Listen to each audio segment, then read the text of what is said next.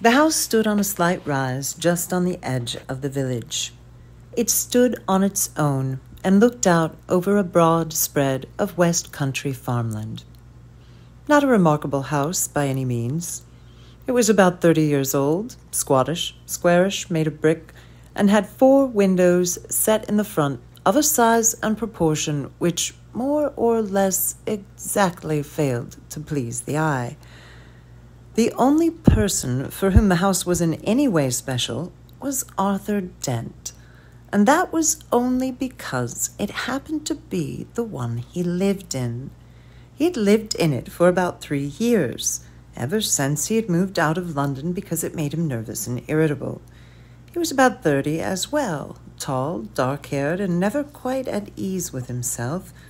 The thing that used to worry him most was the fact that people always used to ask him what he was looking so worried about.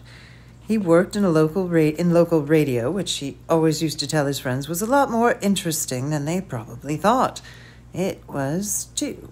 Most of his friends worked in advertising. On Wednesday night, it had rained very heavily. The lane was wet and muddy, but the Thursday morning sun was bright and clear as it shone on Arthur Dent's house for what was to be the last time.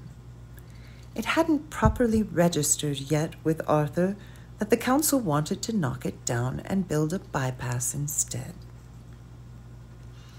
At 8 o'clock on Thursday morning, Arthur didn't feel very good. He woke up blearily, got up, wandered blearily around his room, opened a window, saw a bulldozer, found his slippers, and stomped off to the bathroom to wash. Toothpaste on the brush, so scrub.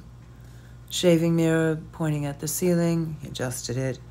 For a moment it reflected a second bulldozer through the bathroom window. Properly adjusted, it reflected Arthur Dent's bristles. Shaved them off, washed, dried, and stomped off to the kitchen to find something pleasant to put in his mouth.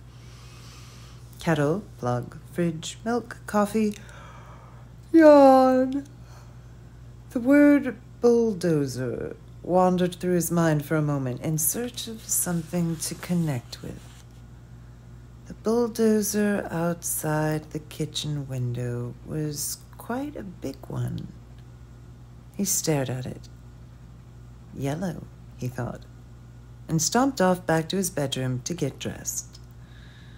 Passing the bathroom, he stopped to drink a large glass of water and another. He began to suspect that he was hungover. Why was he hungover? Had he been drinking the night before?